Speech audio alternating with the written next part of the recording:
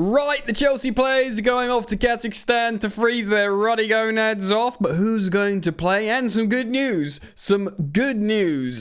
Hopefully, finally, with a contract situation.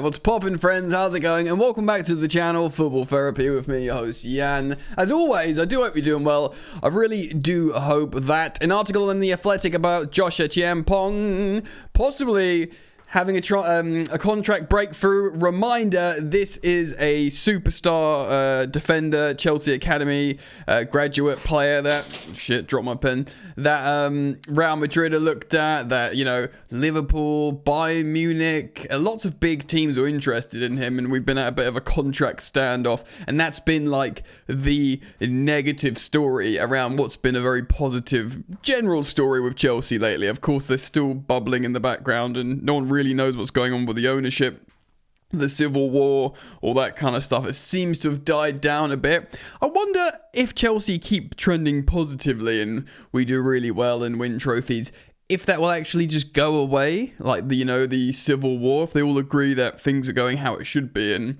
let's just keep this going and stick together.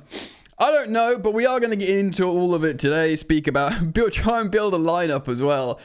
We might see some debuts. Yeah, it's going to be pretty wild, guys. This is going to be like below freezing temperatures. It's an early kickoff tomorrow at 3:30 p.m. UK time. And it's going to be like minus 22 for Fahrenheit or something. It's going to be very, very cold. I'm going to be cold just watching it, bro. We're going to get into a few things today. Reference some stuff from Nico Jackson as well. A little bit of we could talk a little bit about the Cucurella boot situation, but not for long. But it's going to be a great video as always. Hopefully as always. So please do consider supporting the content. It's super easy. All you got to do is drop a like on the video. And if you do enjoy the content, you find yourself returning, you're yet to subscribe, ensure that you are subscribed. And if you choose to do so, you should hit that sweet, sweet bell, baby. Yeah. All right, man. Yeah, I'm not going to share the screen with this mail online website because it's full of ads and I will get told off by YouTube. But look, the marketing disaster. Mark Cucurella wore the Puma boots, didn't he, in the last game against Tottenham. 220 quid for boots. How expensive these days, aren't they? And obviously it all went Pete Tong, didn't it? He slipped all over the gaff and then took them off and then even pictured them, rather, which he shouldn't have done really. He pictured them in a bin on his story, which was rapidly deleted. Probably his agent going, delete that photo. But, you know, Jadon Sancho was asked about it. Like, is he going to throw those boots away now? Massive marketing disaster for Puma. Don't really give a so-and-so about that. So let's move on. Look, there's been a big interview apparently with Nico Jackson. It's called The Big Interview of the Premier League. I'm yet to watch it yet, but I'm going to read an article, a quote here cited from @CFCPYS on X. This guy. So I'm going to read this now. Jackson reveals about his move to Chelsea. He said this, quote, I actually was supposed to go to another club. Some teams were, Bournemouth. We know he failed a medical to go to Bournemouth the previous winter window. I mean, God, thank goodness for that, because, Chelsea. He says some teams were there. I think Milan. Yeah, like I can see that as well. And then my agent said, forget about that, because we are going to Chelsea. Then he said, then I said, oh, good. But then he asked me, is this too much pressure? Going to Chelsea? Nico said, no, don't worry. If I wasn't ready, I won't go.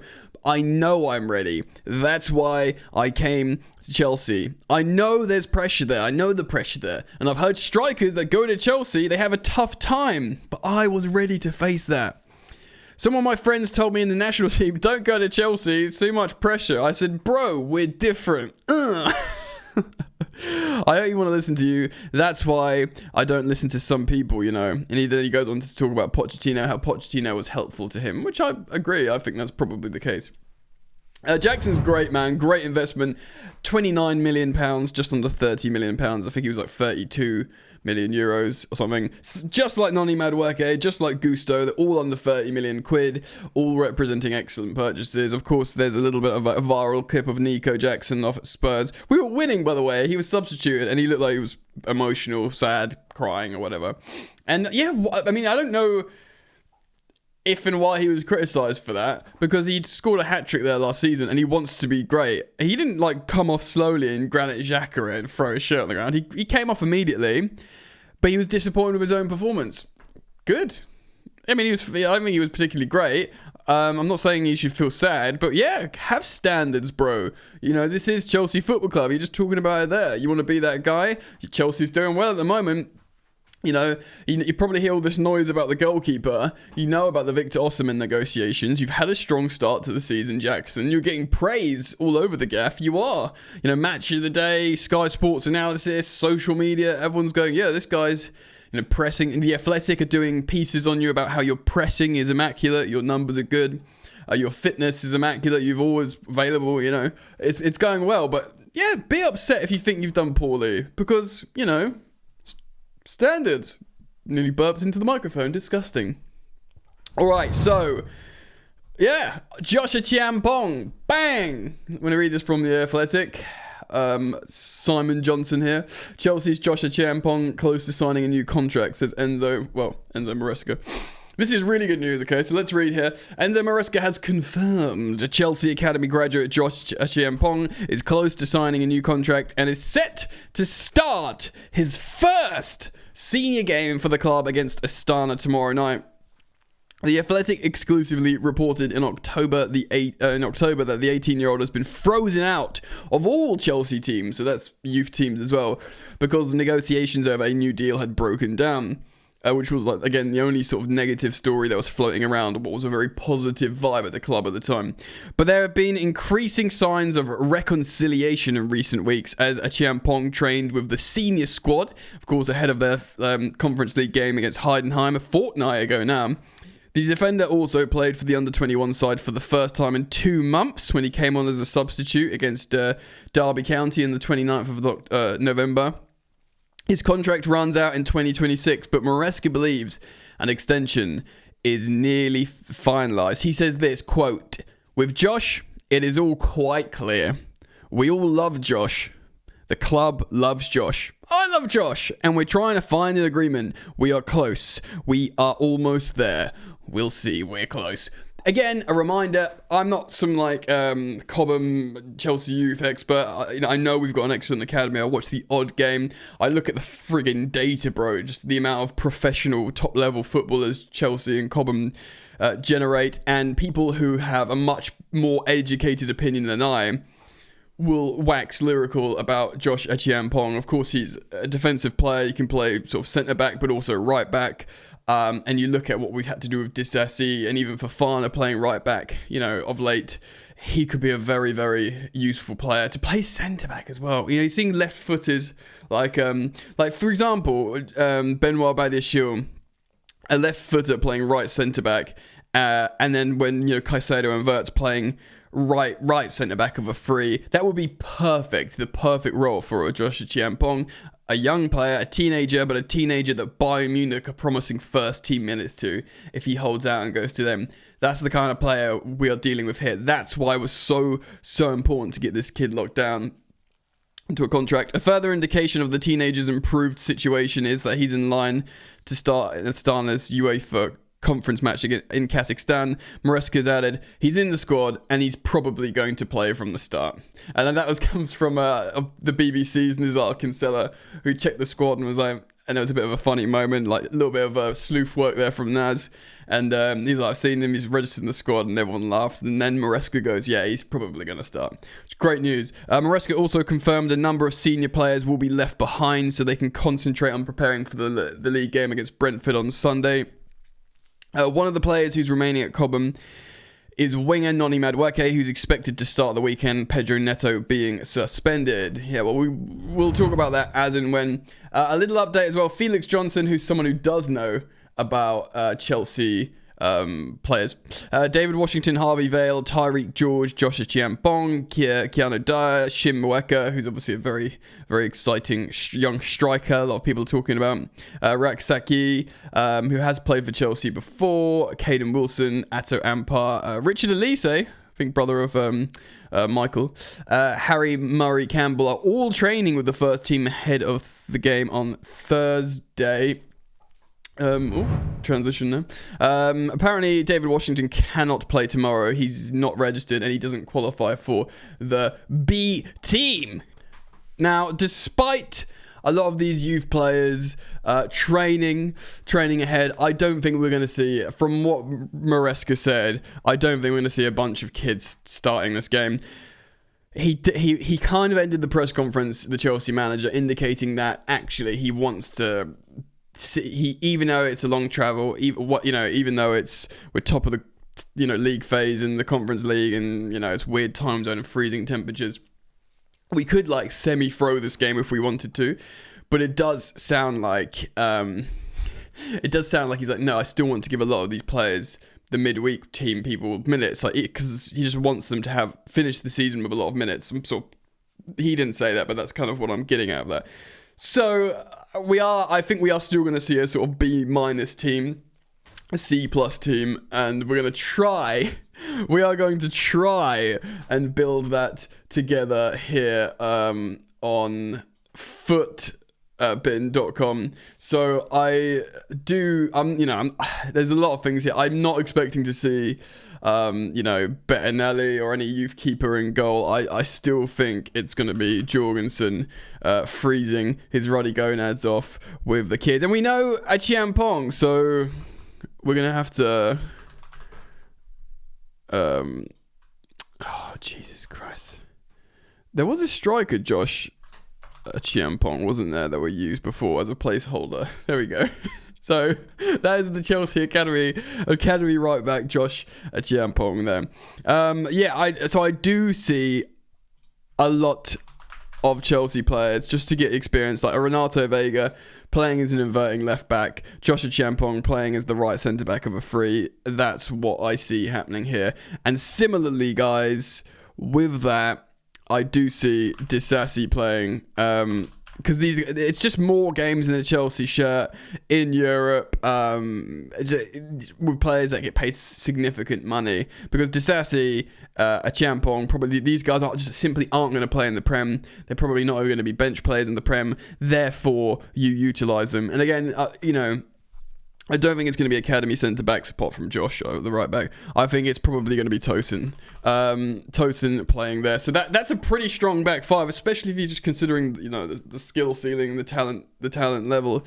And similarly, guys, I know we want to see Mweka and stuff, but I think it's going to be Mark Yu, who is, let's be real, the C team striker.